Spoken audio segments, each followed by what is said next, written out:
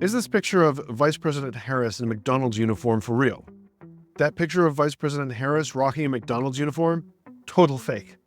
And no, that's not just the end of the story, so stick around because there's more. This whole video isn't just about that one picture, it dives into how AI makes some sinister new disinformation techniques possible. I'm Evan Goldstein, I'm a licensed professional engineer and a data scientist. We're building the AI Capitalist channel to help you sift through the flood of information to figure out what's real and what's fake. So let's be real for a second. The danger with this kind of misleading imagery is that it can sound super convincing, especially if you already want to believe it. A couple of months ago, Harris's campaign said that she flipped burgers at McDonald's while getting her degree. What's the catch? There's no record of her working there. And if she had, we're talking back in the 1980s, like the days before social media was a thing. Even if she did work there, most places only keep employee records for about 7 years. I can't remember who I worked with back in high school, but apparently the staff at the McDonald's on 239 Shoreline Drive have been told to keep mum with the press, so maybe that was her spot. Here's a fun fact. About 1 in 8 Americans get their first job at McDonald's. Not just any fast food joint, but the Golden Arches himself. For crunching numbers, that is a solid 12.5% chance that Vice President Harris had her first gig at McDonald's. And honestly, she could have. It's not such a wild claim for her to make. Her saying that she worked there makes sense, which makes what happened next even wilder. Some Twitter user shared that picture and labeled it as fake. This is a user who usually posts Photoshopped stuff. Still, people ran with the image like it was gospel.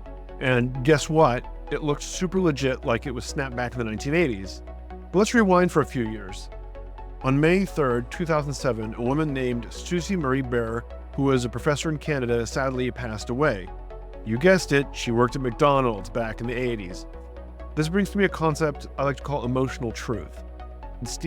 Political comical Bear refers to this as truthiness. It's all about what you feel is true, what should be true, versus the actual facts. Folks fell for that pick because deep down, they felt it just felt right. If you've got a mixed up idea of what's true, it's way too easy to get duped.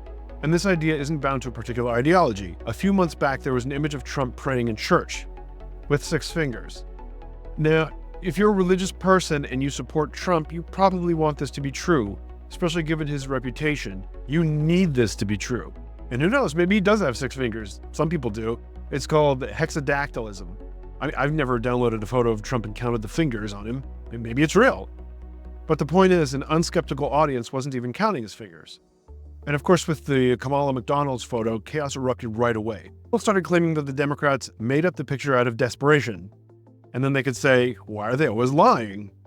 The crazy part is that image kicked off a whole new type of information conflict. Now, we have a confirmation bias that leads us to scrutinize information that agrees with us much less thoroughly than something that doesn't.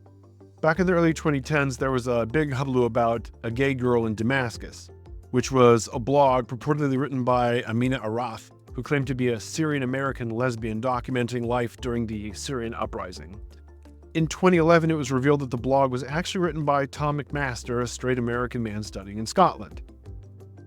Anyone with any experience with Muslim cultures would understand that the idea of an open lesbian mother, while perfectly acceptable in the West, would be a complete impossibility in Damascus. And by the way, if you want to help this channel do the impossible and break out of small channel hell, please press the like button. Thank you. So what really blew me away about the gay girl in Damascus hoax was that several major media organizations were fooled by the gay girl in Damascus hoax. The Guardian had published interviews with Amina and covered her supposed arrest. NPR and CBS News also ran stories about her, and CNN and other outlets reported on her alleged kidnapping before that was exposed. This fake coverage exposed 2 things. First, their reporters were no longer verifying facts before printing or reporting on them.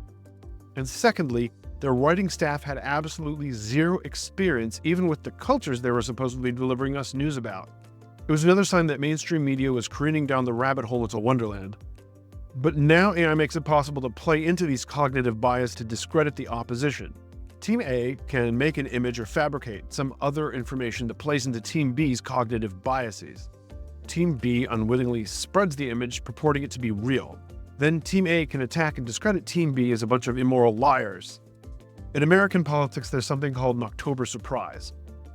It became a thing back in the 1980 election when Ronald Reagan was worried the Democrats would pull a big stunt like getting the hostages released from Iran in the middle of the election.